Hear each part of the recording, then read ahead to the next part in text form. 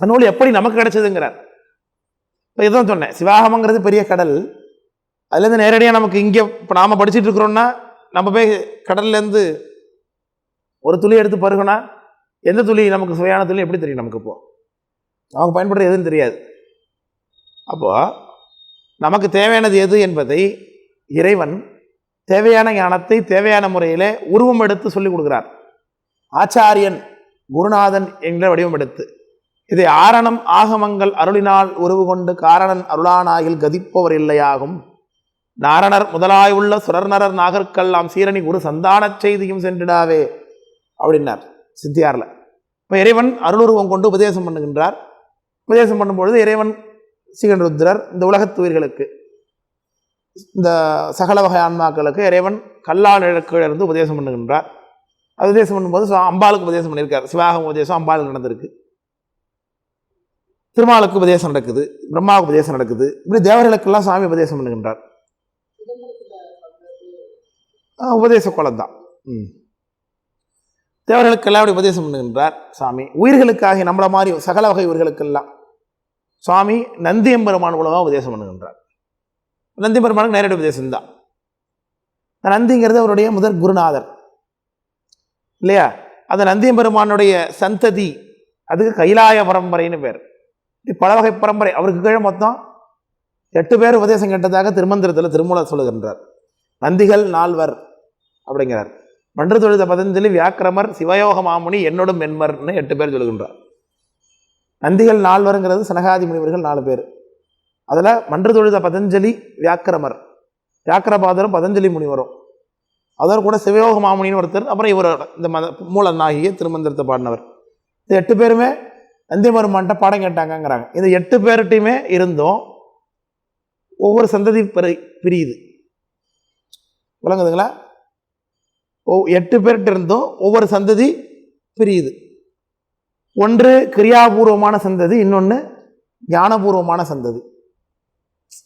இப்போ வியாக்கிரபாதம் இருக்காரு, வியாக்கிரபாதம் கீழே கிரியாபூர்வமாக ஒரு சந்ததி பிரியும், ஞானபாதமாக ஒரு சந்ததி பிரியும். விளக்க முடியுங்களா சொல்கிறது? இந்த கிரியாபூர்வமாக வரவங்களுக்கு ஆகம பத்ததிகள் செய்து கொடுக்கப்பட்டு கோயில் பூஜை போக்குவரத்து அதெல்லாம் அவங்க செய்து கொண்டிருப்பாங்க. அவங்களுக்கு ஞானம் கிடையாது சார்னா ஞானம் அவங்களுக்கும் உண்டு, அதுலேயும் ஞானம் இருக்குது. எல்லாருமே ஞானத்தை சொல்ல தானே. அதே மாதிரி ஞானபூர்வமாக இருக்கிறவங்களுக்கு கோயில் பூஜைலாம் இருக்காது. ஆன்மார்த்த பூஜை செய்து கொண்டு அதில் ஞானத்தை அவர்கள் கைவருவதற்கு முயற்சி செய்வார்கள். இப்படி 8 2 16 சந்ததிகள். அதில் 8 கிரியாபூர்வமான சந்ததி, 8 ஞானபூர்வமான சந்ததி சொல்கிறார்கள். இந்த 8க்கும் 16க்கும் பெயர் இருக்குது. அது என்ன பெயருங்கிறத இந்த வகுப்பில் அடியே நடத்தியிருக்கேன். என்னுடைய சேனல் சுதீப்ங்கிற சேனல்லையே முத்திநிச்சயம் என்கிற நூல் பேசியிருப்பேன். அந்த நூலில் தொடக்கத்தில் ஒரு 2-3 கிளாஸ்லேயே இந்த சந்ததிகள் என்னென்ன அப்படிங்கிறத விரிவாக சொல்லியிருப்பேன். அது என்னங்கிறத கேட்டு எழுதுங்க. அடுத்த வகுப்பில் வரும்போது கேட்டு எழுதிட்டு அதை இப்போ நான் சொல்லலாம், அது வேணாம் இப்போதைக்கு, நமக்கு இப்போ தேவையும் இல்லை. அது நீங்கள் ஸ்பேஸ் விட்டுக்கிட்டு அவர் மேலே வீட்டில் போய் உட்காந்து அந்த ஒர்க்கை பண்ணுங்கள். மொத்தம் இப்போ சனகர்ட்டேருந்து வந்த சந்ததி எது? இது சனத்குமார்ட்டேருந்து வந்தது எது? சனாதனர்கிட்ட வந்தது எது? பதஞ்சலிகிட்டேருந்து வந்தது என்னென்ன சந்ததி? வியாக்கிரபாதர்கிட்ட வந்தது என்னென்ன சந்ததி? இப்படி விளங்குறதுங்களா? திருமூலர்கிட்டேருந்து வந்தது என்ன சந்ததி? இப்படி அப்படி இப்போ நாம் இந்த தர்மயாதனம் என்று சொல்லக்கூடிய இந்த தர்மயாதனத்தினுடைய பரம்பரை எங்கே போய் நிற்கிது? இந்த சந்ததியோட யார் தொடர்பட்டு நிற்கிறாங்கன்னா உமாவதி சிவாச்சாரியோட தொடர்பட்டு நிற்கிறாங்க. இப்போ நாமெல்லாம் எப்படி கைலாய பரம்பரையில் போய் சேர்க்கின்றோம்னா உமாவதி சிவம் தான். உமாபதி சிவம்ங்கிறவர் சிதம்பரத்திலிருந்து தீட்சிதரில் ஒருத்தர். அவருடைய ஆச்சாரியன் மறைஞான சம்பந்தர். மறைஞான சம்பந்தருடைய ஆச்சாரியன் அருணந்தி சிவாச்சாரியார். அருணந்தி சிவாச்சாரியுடைய ஆச்சாரியன் மேகண்ட தேவநாயனார். விளக்கம் புரியுதுங்களா? அப்போது இந்த தாத்தாவுக்கெல்லாம் பெரிய தாத்தா அப்படிங்கிறவர் இதில் உமாவை சிவம் இருக்கிறார். அவர்களோட நூல் தான் இந்த நூல். இப்போ விளக்கம் புரியுதுங்களா? அவர் சொல்லுகிறார், இந்த பரம்பரையை தெரித்த குரு முதல்வர் சிவஞானபோதம் செப்பினார். பின்பு அவர் புதல்வர் சிவஞான சித்தி விரித்தனர். மற்றவர்கள் திருவடிகள் போற்றி விளம்பிய நூல் அவை இரண்டும் விரும்பி நோக்கி கருத்துரை திருவருளும் இறைவன் நூலும் கலந்து பொது உண்மையென கருதியானும் அருத்திமிக உரைப்பனோட விருத்தம் 100 ஆசில் சிவப்பிரகாசம் ஆகும் ஒன்றே என்று பாட்டு. இந்த நூலுக்கான பேரை சொல்லுகிறார். நூல் எப்படி அவருக்கு வந்ததுங்கிற சொல்லுகிறார். இதில் இவர் என்ன பண்ணாருங்கிறத சொல்லுகின்றார். அப்போது இந்த நூலுங்கிறது இவர் தானாக செய்து கொண்டதல்ல. இவங்களுக்கு எல்லாம் மேலே ஒரு ஆச்சாரியன் இருக்கிறார். அவருடைய நூலை தான் அவர் என்ன பண்ணுகிறார், பின்பற்றி இவர் நூல் பண்ணுகிறார். அதில் முதல்வர், குரு முதல்வர்ங்கிற வார்த்தைங்க தான் பயன்படுத்துகிறார் பாருங்க. தெரித்த குரு முதல்வர்னார். தெரித்தன்னா உலகத்திற்கு ஞானத்தை தெரிவித்தவர். பூத பரம்பரைன்னு இதுக்கு பேருங்க. அது வரைக்கும் அகச்சந்தானம் தான். இப்போ நிறைய சந்தானங்கள் விளக்குச்சு. இப்போ திருமூலர் பரம்பரையில் வந்தவர் தான் தாய்மான சுவாமிகள். தாய்மான சுவாமிகளுடைய குருநாதர் மௌன குருநாதர்னு பேர். மௌன குருநாதர் தாய்மான சுவாமிகள் திருச்சிராப்பள்ளியில் இருக்கிறாங்க. திருச்சிராப்பள்ளியில் இருக்கும்போது ஒரு நாள் தாய்மான சுவாமி கோயில் இருக்கும் பொழுது அங்கே மௌன குருநாதர் வருகின்றார். அவர் கையில் ஒரு ஏட்டுச்சுவடி. அது என்ன நூல் அப்படின்னு கேட்டார். இவர் பார்த்து, அவர் தட்சிணாமூர்த்தி சன்னதியில் உட்கார்ந்துருக்கார். அவரை பார்த்தோன்னே சாஸ்திராக விழுந்து கையில் வச்சிருக்கீங்களே என்ன நூல்னு கேட்டார். இதுதான் பதி, பசு, பாசம். பாசம் ஆணவம் கண்மம் மாயை, அதனுடைய விஷயங்களை எல்லாம் சொல்லி, சகாரிய விருத்திகளை சொல்லி, ஊர்கள் எப்படி மோட்சத்துக்கு செல்ல வேண்டும், மோட்சம் என்பது என்ன என்பது எல்லாம் பற்றி விரிவாக எடுத்து உரைக்கக்கூடிய சிவஞான சித்தியார் அப்படிங்கிறார் அவர். மௌனகுரு கையில் வச்சிருக்கிற ஏட்ட.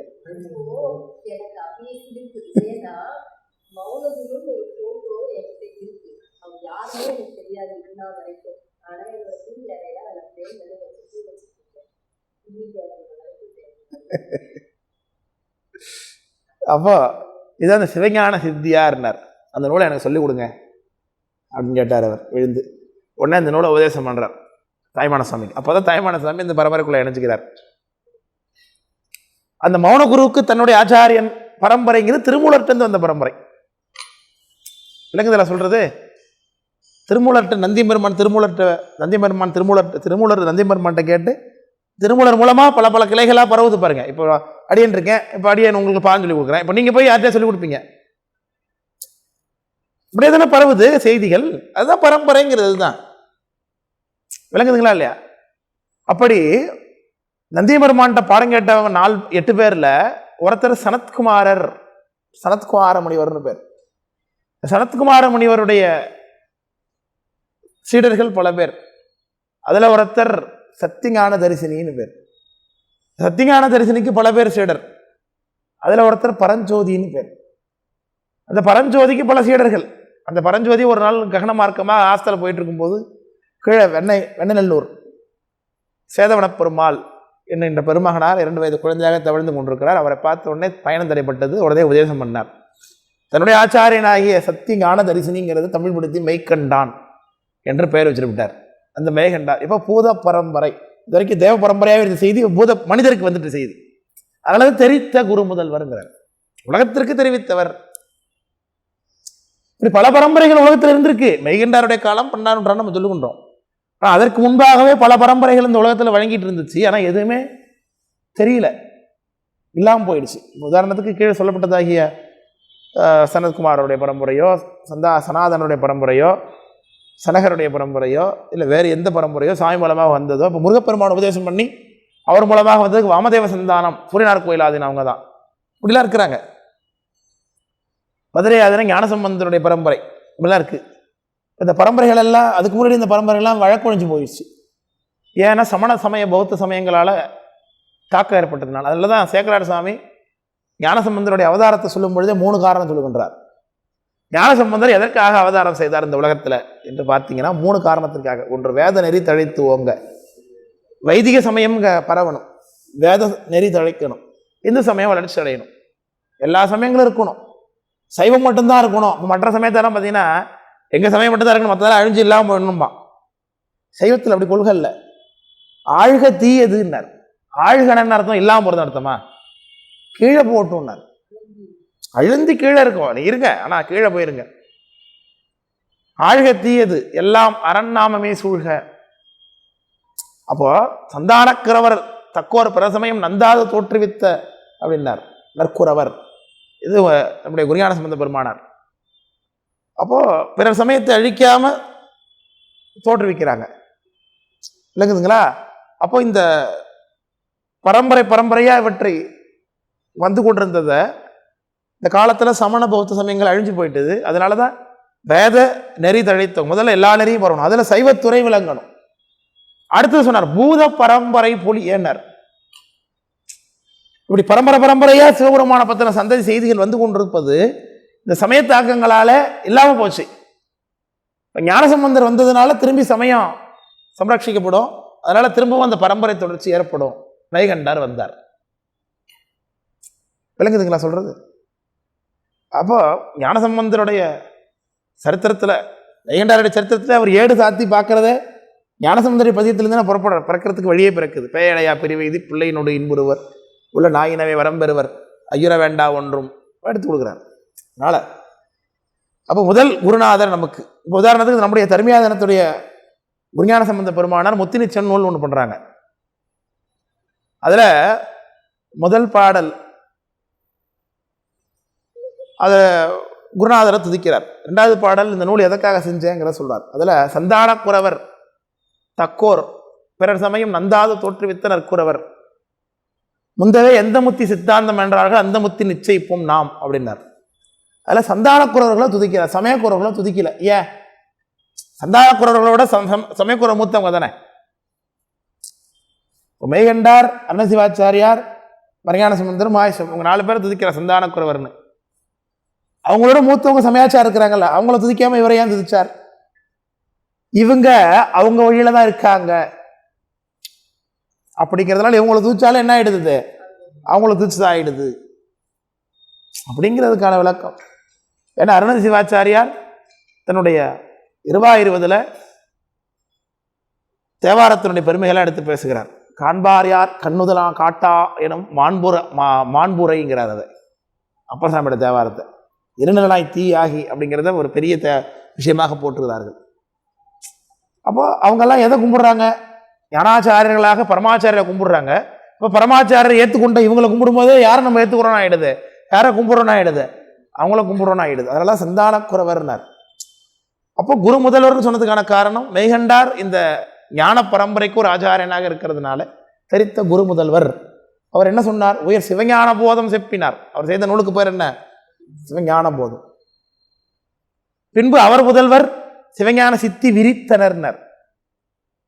என்ன 12 சூத்திரமா இருந்தது, இவர் அதை விருத்தங்களால விரித்தார். 600 சொச்சம் பாட்டால பாடினார். சரிதானே? 600 சொச்சம் பாட்டு சித்தியார். மற்ற அவர்கள் திருவடிகள் போற்றி. திருவடிகள் போற்றிங்கும் போதே என்ன அர்த்தம்? அவங்க கருத்துக்களை அப்படியே நான் ஏத்துக்கிறேன்னு அர்த்தம். சார் போர்த்தன் காலில் போய் நம்ம விழுவோம் சார், அதுக்கு என்ன சார் அர்த்தம்? நீ என்ன சொன்னாலும் எனக்கு ஓகே அப்படின்னு தானே அர்த்தம். ஆமா, அதுதான். ஏன் ஆசீர்வாதம் எல்லாத்தையும் வாங்குவோமா போய்? சரண். நம்ம உழுவோம் வேற, இது காலெல்லாம் வந்து உழுது போய் வேண்டியது இருக்கு பாரு அப்படின்னு நினைச்சுக்கிட்டு நம்ம உழுவோம், அது வேறப்போ. அதை பத்தி நாம கேட்கலப்போ.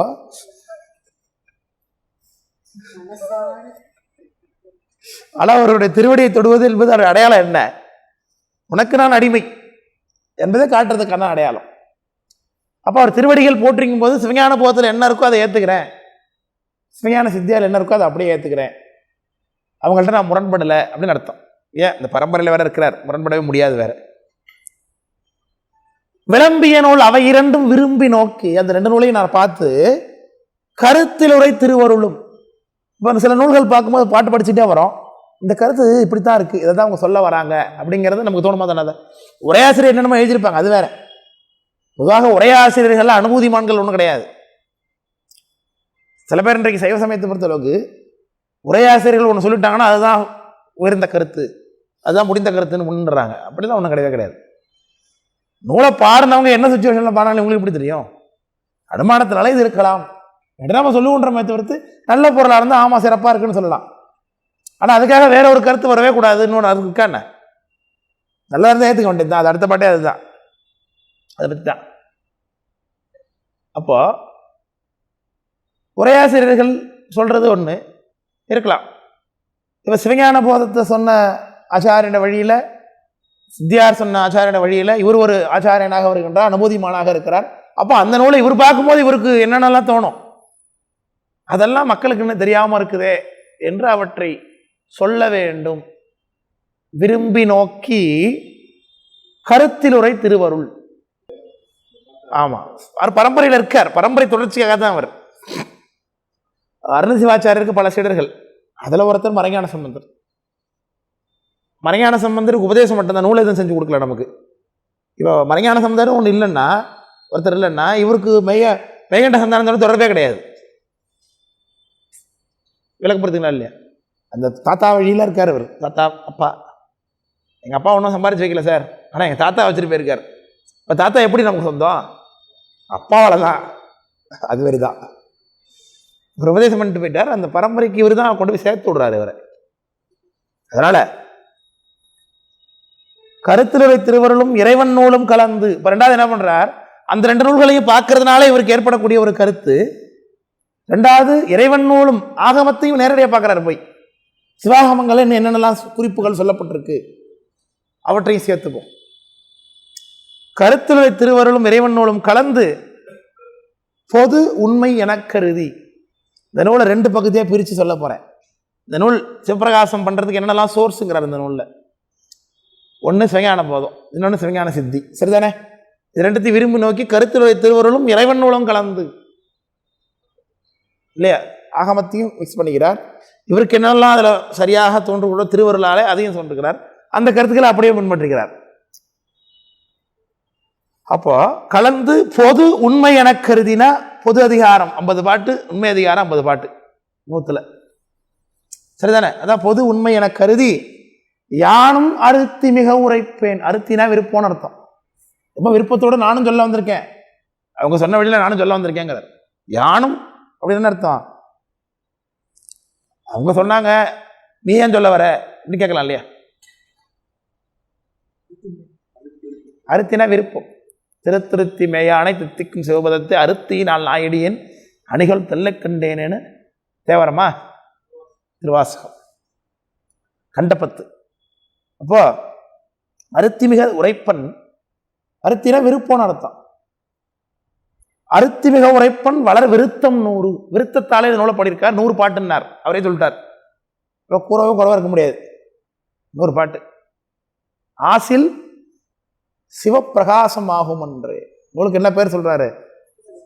சிவப்பிரகாசம் அப்படிங்கிறார். அதான் பாட்டு. விளங்குச்சா? என்ன விளங்குச்சு இந்த பாட்டில்?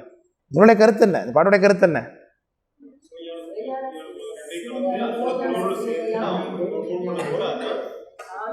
இந்த நுதலிய பொருள் என்னங்கிறது நீங்க எழுதிக்கணும். இந்த பாட்டில் இந்த கண்டென்ட் தான் இருக்கு, நீங்க என்ன கேட்டீங்களோ அப்படியே எழுதி, அப்பதான் காட்டு உங்களுக்கு புரியும். அடுத்த பாட்டு அவை அடக்கம்னு பேர்.